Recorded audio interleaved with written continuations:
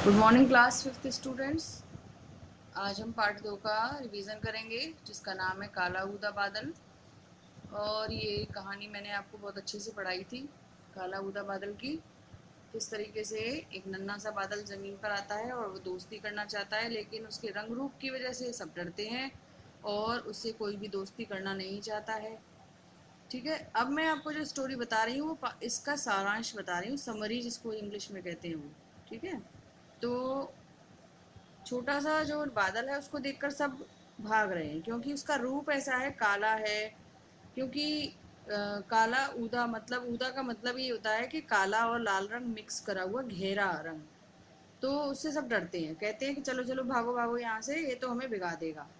तो वो काला ऊदल ऊदा बादल है ना, बहुत ज़्यादा दोस्ती करना चाह रहा है, लेकिन उससे सब भाग जाते हैं और उससे कोई भी दोस्ती नहीं करता है।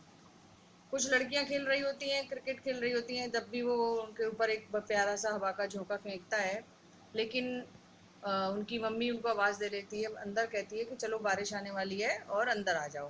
फिर उसे कुछ किसान मिलते हैं, पेड़ के नीचे बैठे हैं, जो रस्सी बना रहे थे।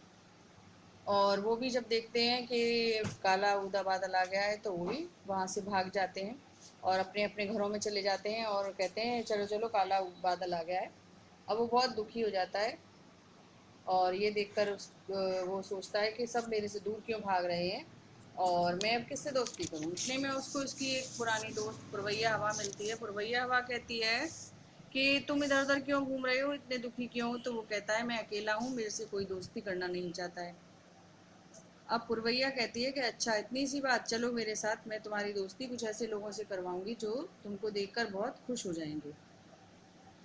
और उसको काले उदय बादल को वो अपने साथ बहुत दूर ले जाती है, क्योंकि वो तो हवा है, बहुत जगह जा सकते हैं, कहीं भी।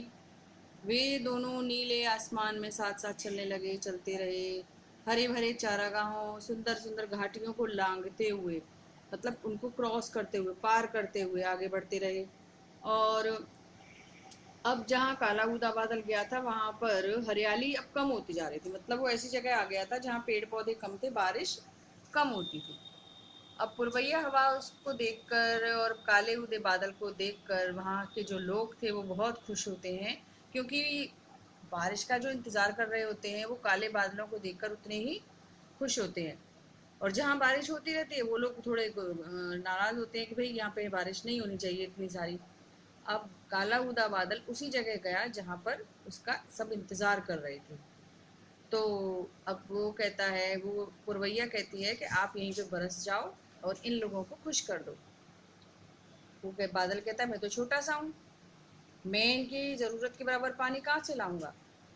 अब काले बादल को थोड़ी चिंता हो जाती है, तो पुरवैया अपने आदत के अनुसार मुस्कुराते हुए कहती है कि पीछे मुड़ के देखो, तुम अब छोटे नहीं रहे हो, तुम बहुत बड़े हो गए हो। क्योंकि काले उदय बादल के साथ जब पुरवैया हवा आ रही थी तो उसका आकार भी बड़ा होता जा रहा था।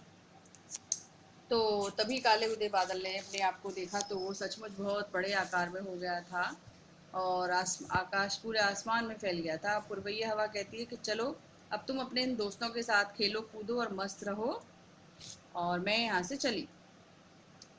और पुरवैया ये कहती हुई वहाँ से बहुत खुशी खुशी चली जाती है और वह काला उदा बादल वहाँ पर बहुत तेज़ बारिश करता है।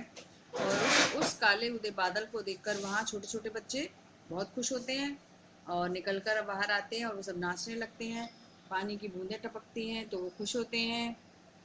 और बच्चे बच्चे नहीं, बच्चों के साथ साथ बतख और सारे जानवर बहुत खुश होते हैं।